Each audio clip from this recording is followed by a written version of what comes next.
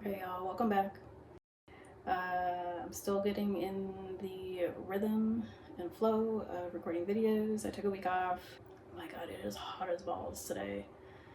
I really didn't want to record, but I didn't want to fall behind like another week. So welcome to my new series, How to Tell a Story When You Don't Know How to Tell a Story. Today's video is focused on themes and image systems, but before that, let me introduce myself a little bit in case this is your first video of me. My name is Liz. I'm a writer and filmmaker. I've been working in film for about 10 years, since I want to say like 2017, and I've mostly worked in the micro budget area. I've done a lot. I've gone through production assistant, set dressing, production design, art department. Generally, if someone needs something art related, something made, something collected, something composed in the shot, that's me.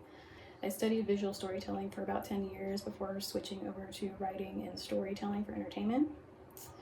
So I have this well-stocked problem-solving toolkit when it comes to storytelling in film. So why am I doing this video series? Well, when I was first starting out writing, I was having a lot of fun. I was writing a lot of shenanigans and a lot of jokes, and I started to find a lot of pain points. Sorry, like the sweat is making my eyelids like stick, and it's gross. So I had some real pain points when I was first starting writing. My biggest one came from not knowing how to keep my characters consistent no matter what situation they were in. Like when it comes to like their personality, their tone, like how do I figure out what my character is going to choose to do in a given situation. So that's where it all started. I did go through a storytelling program, and a lot of the focus was on the overall structure of a story, so like the macro view, the narrative structure, and then I went down to the micro structure, down to scenes basically, and like the core components of them and how to string them together in your sequences. It was all great. Didn't really focus on like character as much, or like dialogue. And I ended up learning that bit through a personal development course. I was not expecting that. It was interesting to say the least, but it was just really eye-opening. And I've taken a lot of that, a lot of what I learned, and I put it into the character section of this series. But today we are focusing on themes and image systems. I also want to have a little asterisk here. Asterisk, whatever. When you're writing a story, there's really no wrong place to start. Like if you're just getting random like ideas here and there, just start writing that down. Start with the fun bits, basically. At some point you'll want to stop and kind of like assess like where you are, what you're missing, and is your collection of like notes and scenes and things like that, are they all coming together, and are they all unified basically? But let's get into themes and image systems first. So the reason why I'm starting with themes and image systems, because it's kind of this, it's like the big umbrella basically. It's sort of like the thing that your entire story like sits under. Like what's the big idea, what's like the main point of this basically. Okay, so to give you like an actual definition of theme is the central idea, the message, or universal truth of your story. It unifies the story down to a simple concept. It's simply what the story is about, and it's found underneath the surface conflict of your story. So an example is in Chinatown with Jack Nicholson, the young Jack Nicholson, I think.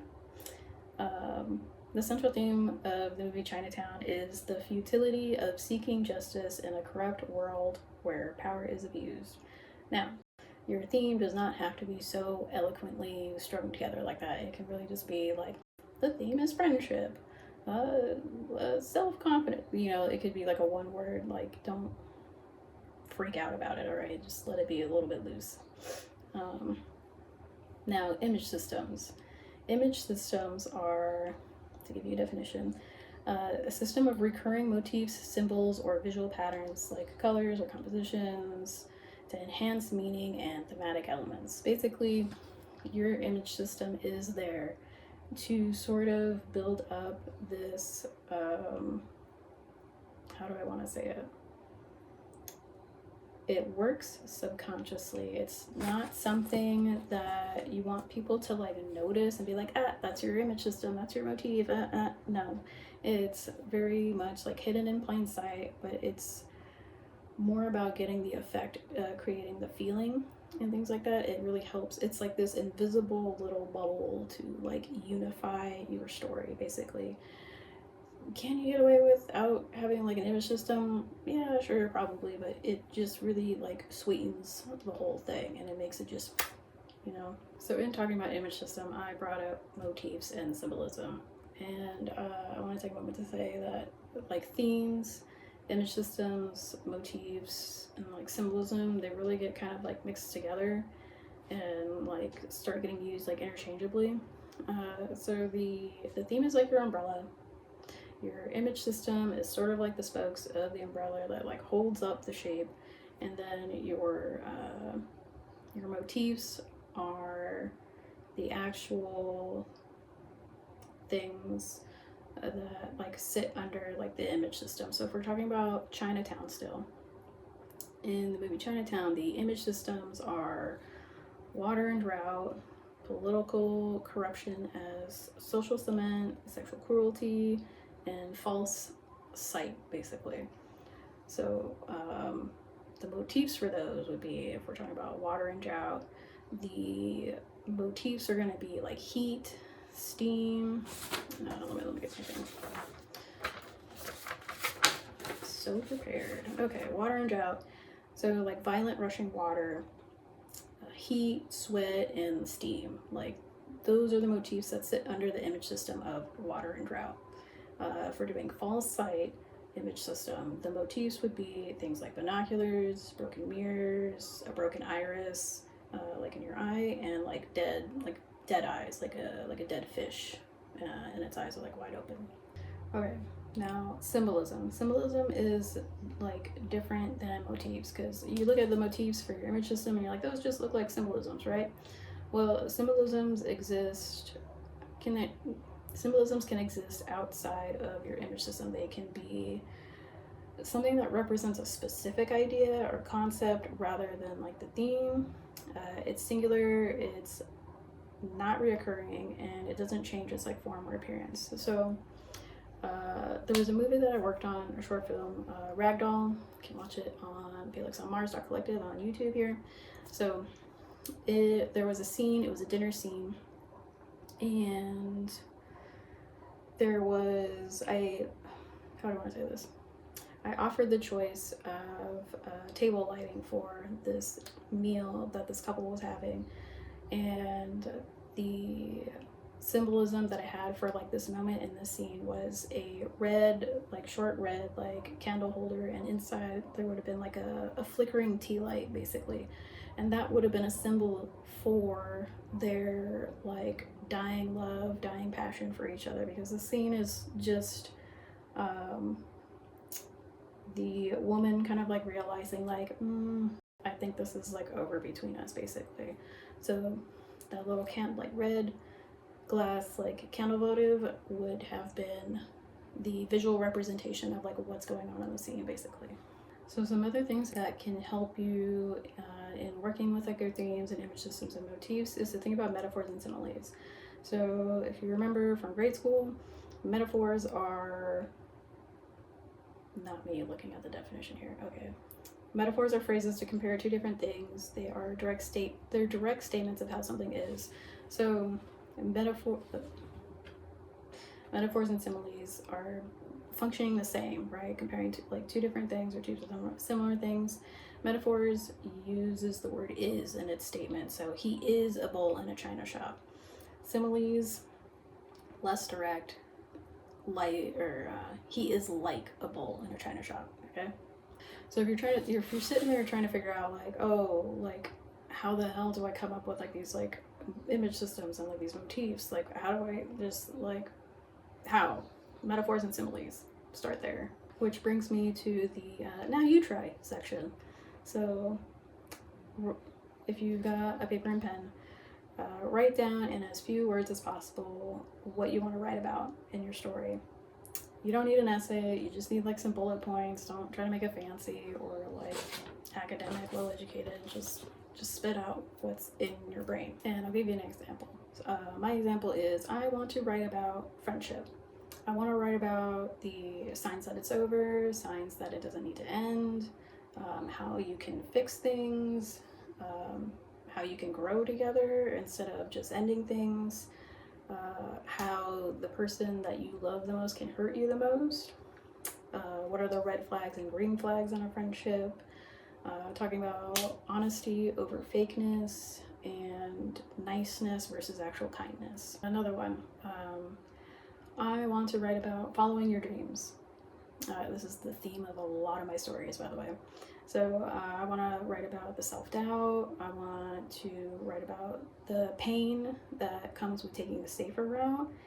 I want to write about how following your heart is not for the faint of heart. I want to write about the conflict and like the struggle in people trying to convince you to take the safe route or to make you feel like your dreams are too big and you can't do it, basically. Another example, I want to write about knowing who you are. I want to write about the feeling of not knowing who you are and what that looks like, how it feels to be hurt by people when you don't know who you are, and how it feels when people try to hurt you but you do know who you are. I want to write about staying strong in your convictions and desires even when others tell you otherwise. And I want to write about fierce confidence and women who just do not suffer fools. It's my favorite kind of character. Okay, so the next section. Why do you want to write this story? There's a reason why you keep mulling over like past experiences and situations and wishing things were different and just like looping it through your head, right? So what is it that you're trying to get to? Why is it that you want to write about this? What do you want to show people? What do you want to share with people? What kind of like message do you want to send to people?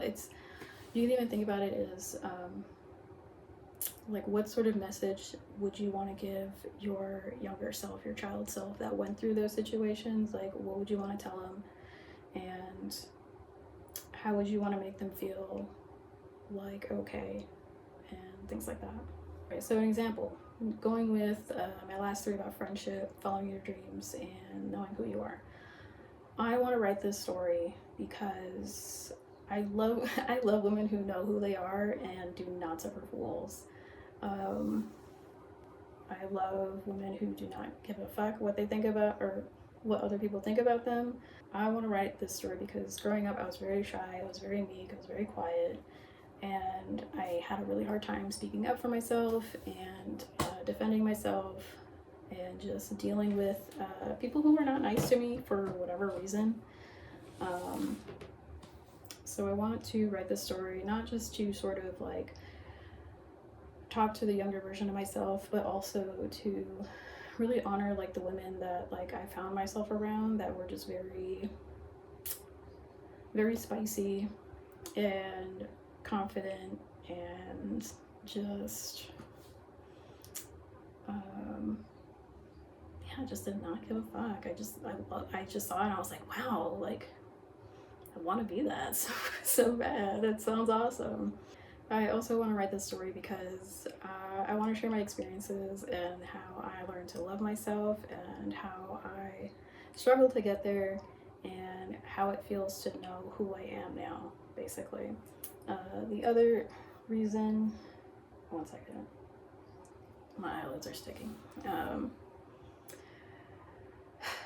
Like this is a running theme in a lot of my stories, but I want to write this story because I want to help others navigate discernment, basically. How do I know, like in this story about friendship, how do I know that if my issue is actually wanting to end this friendship, or if it's something deeper that's manifesting as me trying to like push away this friend, basically. Is it because there's something scary that I want to do and I'm not doing it, and me not doing it is making me like insufferable and I'm complaining and like nitpicking things? Just personal experience here. But navigating that discernment, when is it what it actually is, and and how do you know when it's something deeper going on? I want to write this story because I want to help people believe it's safe to go after their dreams, whether they make it happen or not. And my biggest thing is,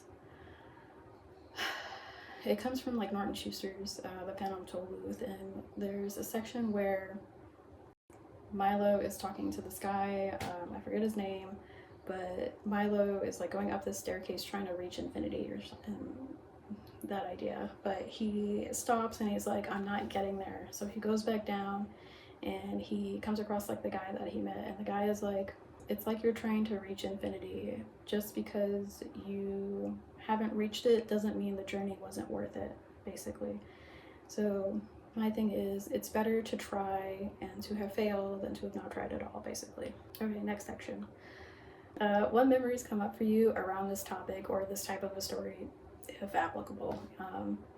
And this goes into mining your memories, basically. So like I mentioned like earlier, like you're thinking about like all these experiences that you want to write about, that you want to put into like a story form, or whether they're your experiences or not, they're just something you came up with. Mining your memories in like situations is a great place to start. It gets you into your emotions and in turn helps you navigate the deeper messages of the story that you want to write. So on top of that, they're also a good springboard for scenes. Like once you, like, you don't have to write your story from like in the beginning, in the end, right? You are more likely gonna like just have a lot of patchy like puzzle pieces. So that's the start of your scenes, basically, and you can start stringing them together and seeing what's working, what's not working. And later when we go through like talking about plot structure and scenes, we'll start to figure out what is missing in the string of sequences, basically how to get more conflict, less conflict, how to get from A to B to C to D, basically. So the other thing I want to talk about, when you're mining your memories and you're like putting your experiences down on the page, be careful in make sure you change up some details, you exaggerate some things, you mix and match things.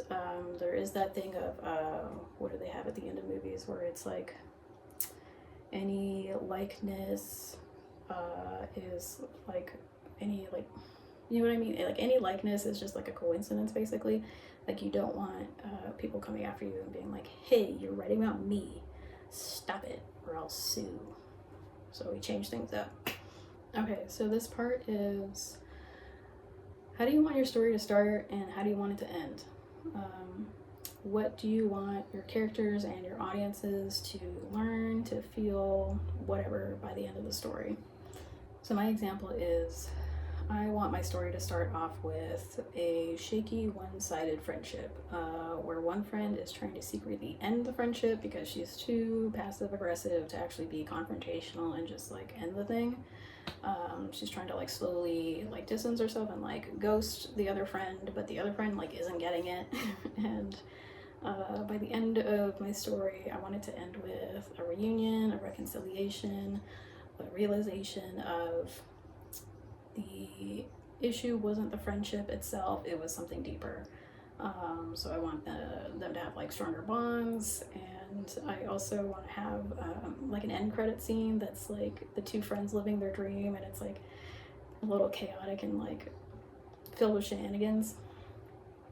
And in regards to like my characters and audience, I want them to learn or to like experience unshakable self-confidence and how it comes from loving yourself from the inside out, and how to navigate the growing pains of a friendship, especially a really long friendship. And I want them to feel like it really is worth pursuing your dreams. Last one, I want my ending to feel sweet, a little bit sappy, injections of humor. End credits, upbeat, fast-paced, and hilarious. Well, we start writing our stories in like sentences and fragments and just random bits and bobs. Knowing how you want your story to end is really the great like first place to start, making sure you have your ending roughed in like in the beginning, basically, because it's your destination on the roadmap. When you know where you're trying to get to, it makes the journey a lot easier. Like if you were actually driving and you're just like meandering like all over the place, it's like you're not really getting anywhere and you're just taking a lot of random turns. And if like you got passengers, it's just sort of like, when is this ride gonna end? Like, where are we going with this? Like, what are we doing here? So pick your ending, rough it in. It can change, you can like update it and things like that as you're going, but get something down. Okay, so now this part is roughing in your image system. So take a moment and write out a bunch of like metaphors and similes and symbolism that could represent your main plot, your emotional conflict, your characters, or whatever else is like happening like in your story, basically. And this will be like the start of your image system. Don't get caught up in finding the perfect ones, like just spitball on the page. Don't worry about other people seeing this, just like let it be messy, let it be crude. When you get the garbage out, you make space for the good stuff to like start coming out, basically. And then once you feel like you've sort of emptied out like all of your options, you can go into like refinement and replacement and things like that. In the end, you'll only pick about like 3 or 4 at most for your image system, because the more that you do, the more convoluted and muddled things get. So having like 3 to 4 really focuses things, because when you're working with like a feature, when you're working with a feature, you have like a maximum runtime. Like this isn't like a Game of Thrones like series, right? Like we have a small finite amount of time to like get through things. So this is assuming that you've already like been writing stuff down and kind of had things like running through your head, story wise. But if you're having trouble with this part, like don't even worry about it, because in sitting down to write, even if it's like fragmented or whatever, you may start to see that you've already created like an image system, like paying attention to how you describe things, what kind of like tone, and what sort of like vibe it's like giving off. So sometimes you're already like subconsciously building it. You may just need to like replace some things or refine some things. So don't panic. Okay, let me give you an example of what I would do for this section. So my story's focus is on like a fading friendship. So some of the things I would put on my web map would be like what objects or moments could tie back to this larger idea. It'd be like faded photographs of people, people's faces being cut out of pictures, things that dissolve in water, especially foods, because my characters love food. They want to start their own like YouTube cooking channel. So it'd be food would also be like another big like image system, or like throw it in with motifs. So also harsh chemicals that dissolve residues, friends that ghost you when they want to stop being friends, the idea of like ghosting, literally and metaphorically. And another one, because my characters are stoners, smoke could be a image system. Something like smoke signals as a warning or to send messages. Where there's smoke, there's fire. Where there's weed and smoke, there's a new friend and a good time. Phrases like, you don't want this smoke. smoked meats, smoked using smoke to enhance flavors. Where am I? Another phrase like I smoked you, I beat you at something. Smoke can be used as like or like seen as like a veil to like hide something. Haziness, fog, smoke that's like damaging or suffocating, especially if this character that's trying to like distance themselves, they may be feeling like suffocated in the friendship. So there could be like literal suffocation, there could be metaphorical suffocation. So in reference to my two characters, this is kind of where like metaphors like started coming in. You could describe the two of them as like one is sweet and the other one's sour, sweet and sour. One's a sweetheart, the other one's a bit harsh and brash, can leave you with hurt feelings and be unforgiving. Let's see, the idea of like sweetness and how it can create a similar reaction to like sourness, where it's just like it like puckers your face and it's just like too much and it's like ugh. So, and then things that are sweet and sour, like the actual candy, tequila shots, sour milk, Warheads candy, high fructose, as like literal links to like sweet and sour. And let's see, another way I could describe my characters is, or metaphors that I have for my characters, however you want to think about this. Soft on the outside, spoiled on the inside. So like avocados that have gone bad, other fruits, veggies. Foods that look fine on the outside but are bad on the inside. There's also the opposite, so it's harsh on the outside, sweet on the inside. So like pineapples, passion fruits, coconuts. Having to get the idea of like with people, you have to get past like their hard exterior to get to their like sweet like inside that they don't really show. Another, I guess, sort of like metaphor or symbolism would be like an anglerfish. So someone who seems to be like this like guiding light up until you get like up close to them and you start to see the fangs. So it would be like someone who presents himself as like a safe space, but then in private or like in isolated moments you see their dangerous side, right? This could also be shown through like a strong edible, basically like a bad weed trip. I think that's the end of my examples there.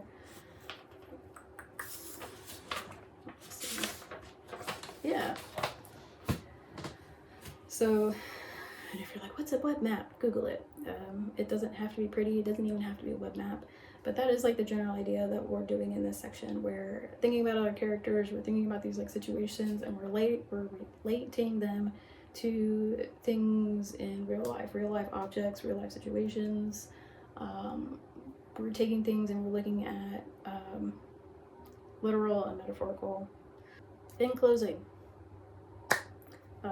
this is how I start with my theme. This is not necessarily the first thing that I do, but I figure out the theme and we go into the image systems and we break that image system down into smaller parts.